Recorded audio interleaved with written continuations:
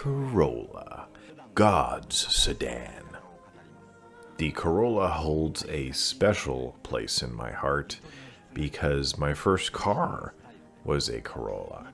It was a 1990 Corolla SR5 coupe, and when I saw a Corolla from the same era, I really wanted to review it, and thankfully the owner reached out, and when they came to film it, they brought two Corollas. And even though they're both the same car from the same era, I'm going to review them both because one of them is bone stock and the other is not. So today we're going to be talking about the 1989 Toyota Corolla. This is the 6th gen Corolla, also called the E90 by the cool kids. That's the chassis code. My Corolla was called an AE92, which means it's cool. It's the cool version. So the AE86 is actually just the cool version of the E80 or 5th gen Corolla. Okay, now back to the E90.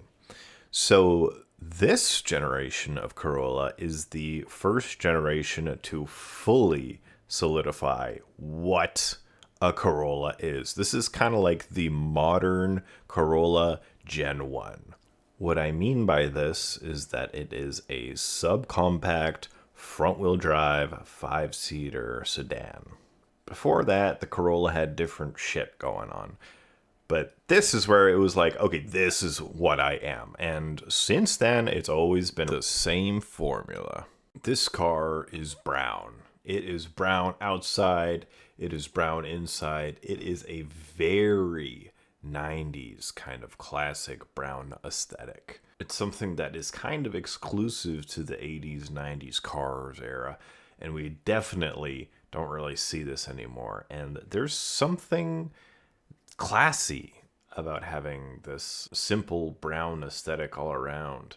I mean, the seats they almost feel like this nice tweed jacket that a businessman would wear or something like that. Even though it's a simple car, I mean, it gives it this tiny little level of class that just feels nice to be in. Calling out around the world, are you ready for a brand new beat?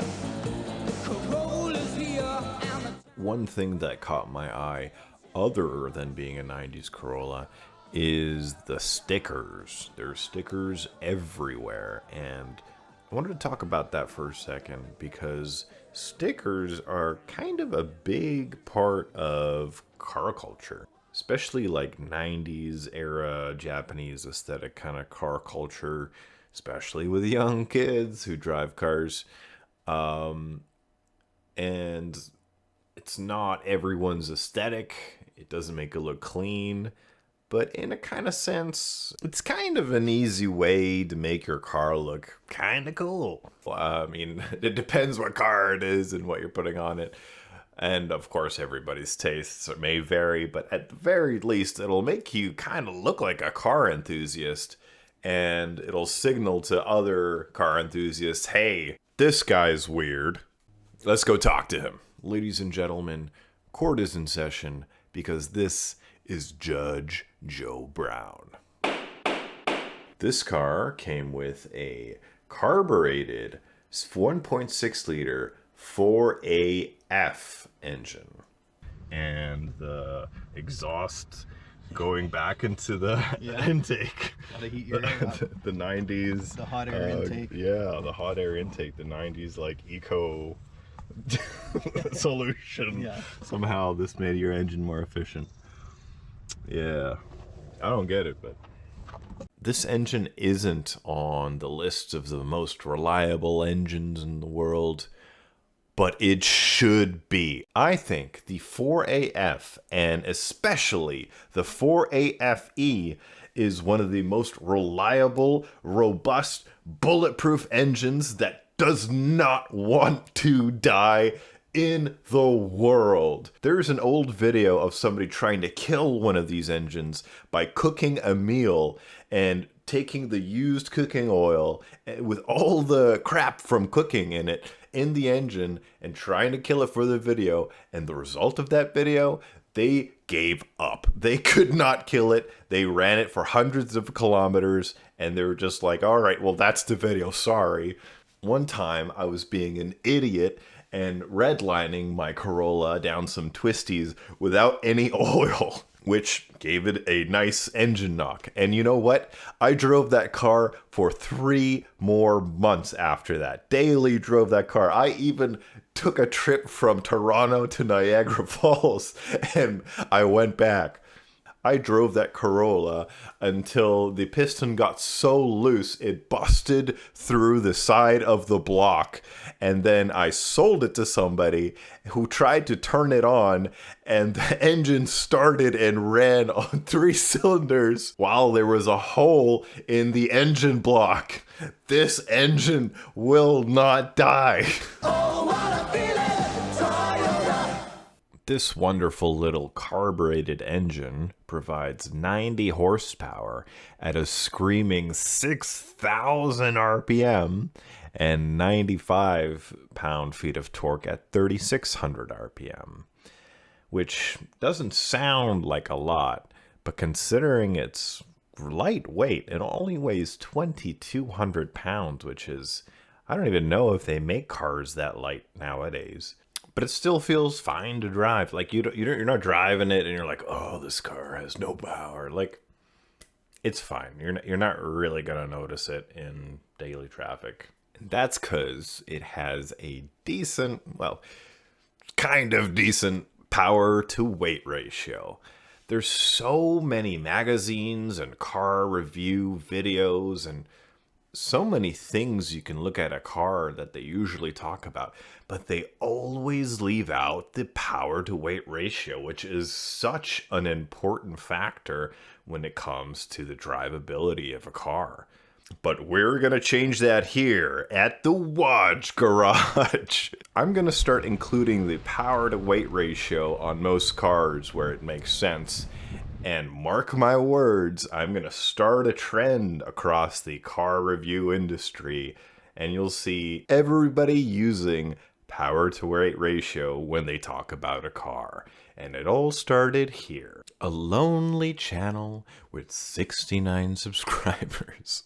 So, the 1989 Toyota Corolla has a power to weight ratio of 24.5 pounds per horsepower, which is okay. I mean, it's better than the power to weight ratio of a Mazda Bongo Friendly, which is 30.4 pounds per horsepower. See, the lower the number is, the faster the car is. For example, the Alfa Romeo Giulia that we reviewed has a power to weight ratio of 13 pounds per horsepower, making it much faster than both of these two cars.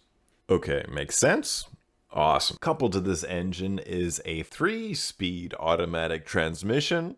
And just look at this thing. I mean, if you were to picture a automatic transmission shifter from the 90s, it would be this transmission. I mean, I love the way this simple design looks. It's beautiful, clean, and it's even brown to match the rest of the car's brown aesthetic. So cute. Like I said, it is front-wheel drive, has 4 doors, and seats 5 people. Just like any other Corolla you might know. Because this is a Corolla. It's just a much older one than you might be familiar with. But between you and me, I fell in love with my Corolla the first time I laid eyes on it. My Toyota, I love it. Toyota, who could ask for anything more? Go ahead.